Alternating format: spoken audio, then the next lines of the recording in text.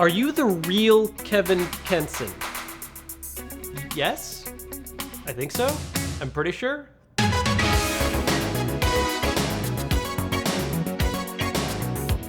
Do you think the Switch is going to be dead with third parties when the PS5 and Xbox Scarlett has released because of much older hardware? This is a problem that Nintendo has had in the past. They really weren't seeing a lot of third-party support on like the Wii, for instance, because it was so behind what its other systems were doing that no one wanted to make multi-platform games. I definitely think there's going to be games that are third-party that traditionally are multi-platform and won't make their way to the Switch because, again, the Scarlett and PS5 are going to be that much more powerful, and so it's just not going to properly translate over. But I don't think that means third parties are going to completely abandon the Switch. I think it's just going to be more focused experiences. You know, games that make sense on the platform instead of just being like, well, this game's on the other systems, might as well put it on there too. Why does the Nintendo Switch Lite exist? Kids, honestly, is the main answer. And that's not to say that if you're not a kid and you want the Switch Lite that you shouldn't exist or something. No, like there's a lot of people who I think still like the idea of a Switch Lite just because they want that portability. But as far as Nintendo's concerned, the main reason is kids. Look, the Switch is already really popular with a lot of people that have money to spend on gaming systems and want to buy gaming systems. But if you're a parent looking to buy something for a younger kid, the Switch is $300 and something that can break. The Switch Lite is $100 cheaper, and it's one solid design that makes it at least harder to mess up. I'm not saying that a kid can't drop and break the system, but it's a little tougher to do. You know, right now with the current Switch, you can break off a Joy-Con and that slide rail is messed up just permanently.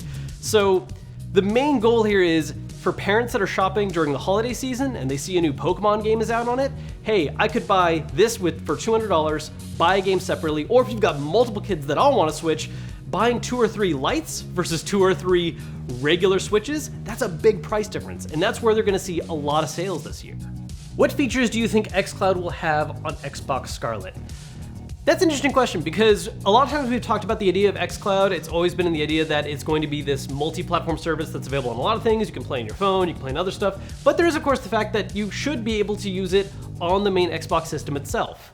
And I don't really know if that's going to offer any kind of additional special features or functionalities that you wouldn't get on other platforms. I guess it would definitely be easier to do things like use your favorite Xbox One controller. You might be able to use just any controller that works on Xbox One, not necessarily one that is specific for XCloud. But as far as like any kind of additional stuff, the whole point of something like XCloud is that you're stream playing. It's not being played on the system itself, it's just acting as kind of an intermediary. So I don't see the platform, like say using the Scarlett, adding any kind of extra function or special feature. At least, I don't think so.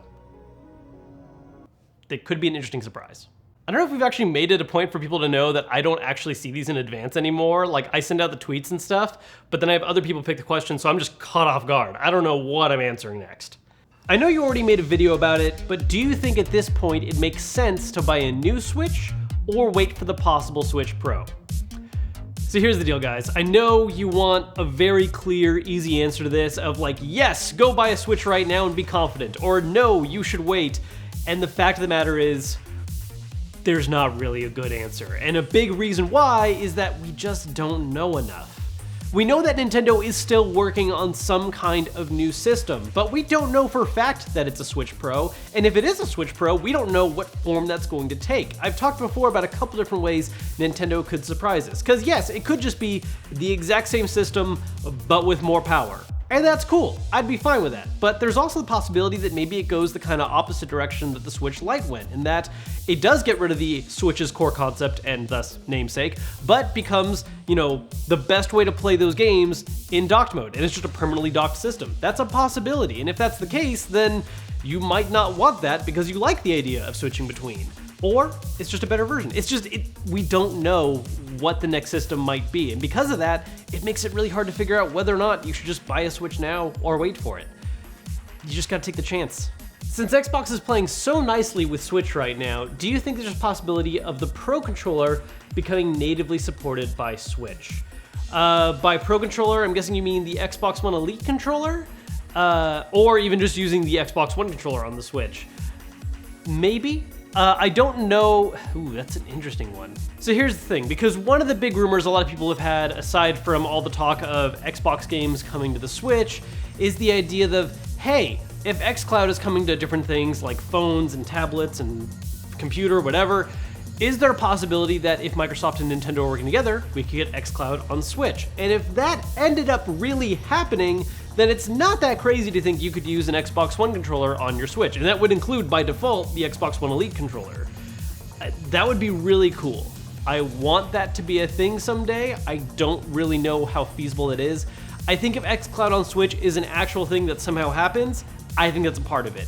Otherwise, I don't see that just being a thing they do for the sake of doing it. I think that's something that makes a lot of sense for that specific use case.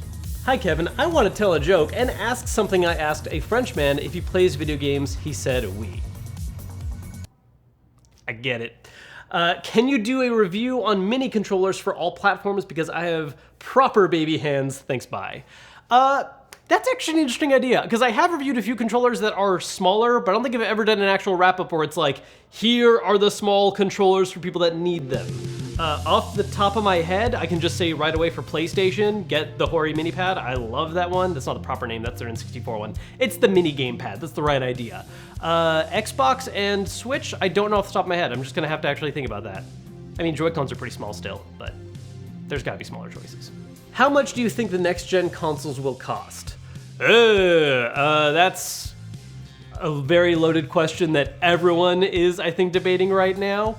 Honestly, I just don't have a great answer for you yet, because there's still a lot of unknowns as far as what exactly is going to be in the systems. There is talk about what they're going to be capable of, but even then, there's always kind of a, how realistic is that really? Is that them just talking stuff up? Because when you say stuff like, hey, 4K, 120 frames, do you mean at the same time? Because you probably don't, and if you do, it's definitely not for all games.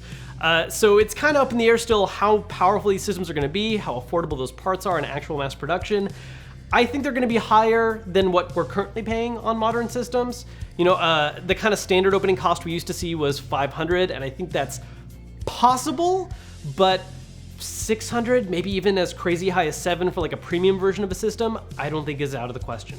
Do you think that we will get more Nintendo Classic systems like a 64 Classic or a GameCube Classic? I really hope so, but at the same time, I don't think that's happening. There was actually an interview before that Reggie did while he was still with Nintendo, and in it he talked about the fact that, like, yeah, the NES and SNES Classic were cool, we're not looking to do anything more with that right now though. Those were cool one-off designs, they're especially older, and I think there's kind of a lot of fun library choices to choose from, and there's just no official word about doing anything past that. And after all, we're already missing out the kind of tempo of getting one a year at this point, so yeah, I'd love to see them happen, but I get the very heavy vibe at this point that Nintendo is pretty out on that. And if anything, the reason why they're not doing that is because they're more focused on maybe bringing those libraries eventually to the Switch, seeing as how they brought Nintendo to the Switch, and there's been a lot of rumors we're going to see SNES come very soon. It might be the kind of thing where now, instead of classic systems, every year we're seeing a new system make its way to the Switch. What would you change about the game industry today? Look, I feel like this is a little bit of a cliche answer, something that a lot of people are talking about, especially over what's happened the past few years, but I would love to see just a lot of major forms of microtransactions go away. There's some very specific stuff that I'm okay with. If it's some kind of free-to-play game that offers premium cosmetics because you get to ride a special rainbow unicorn or whatever, sure, great, that's fine, because you're buying a specific thing and that's it. But when it comes to stuff like loot boxes, special passes, things that you pay for but still require you to do something else to actually get the full worth out of it, I'm just not a fan, because it encourages really annoying aspects of game design that are honestly not in the best interest of most people playing them. And I get why people fall for them and still buy them, because it's really hard to resist that urge of like, I'm playing this game a lot and I want to buy this extra cool stuff because I want the extra cool stuff. But it's just not good, and the more that we keep doing it, the worse and worse it's gonna get. I mean, that's exactly why EA kept pushing the boundaries with a lot of their loot box stuff until people finally started pushing back. If Nintendo did make a Switch Pro, what would you expect from it? I have no idea. I already kind of talked about this a little bit with that earlier question regarding the idea of like, should you wait for one? And I feel like there's just a few different directions Nintendo could take it. And the two main ones I see are the idea of just the better Switch, where it's more powerful, more battery life, bigger screen maybe, just a lot of ways, and that's just a more expensive, nicer premium version.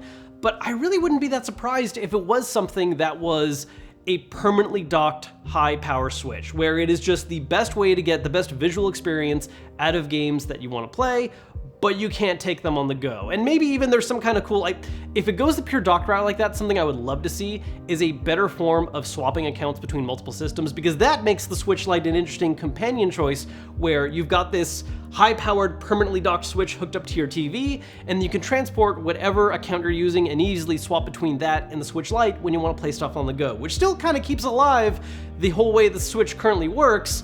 It's just a lot more expensive because it's actually owning two separate systems that are more specialized instead of the one that does it all. What new game are you the most excited about? This is a really well-timed question because I think we got this question last month or the month before, and I talked a lot about Fire Emblem, which is now out. So there's a new game for me to talk about, which I'm gonna need a moment to think about real quick. Before giving like the one specific game, one thing I want to push real quick is that the end of this month is really cool for a lot of kind of mid-hit games that I'm really excited to actually try out. Between Control, which is the next thing from Remedy Games, Man of Medan, which is like the next Until Dawn game, but not really Until Dawn, which I love as just like a couch co-op kind of experience, and then Astral Chain for the Switch. There's a lot of stuff coming out at the end of the month that I am very excited for on kind of a mid-tier level. As far as the thing that I'm like super hyped for the end of the year at least, or by the end of the year, you know, I gotta say probably Link's Awakening. I loved that on the Game Boy, and there's something about taking old stuff I love and breathing new life into it, and especially in this case because it's done in such an interesting way. A lot of remakes are sometimes just cleaned up, or you know, they just kind of sharpen the graphics a bit, but this is a total style shift because there wasn't that much to work with on the Game Boy anyways. But seeing that just in a new light and with the new content, I am super excited to see what all Nintendo has done with it.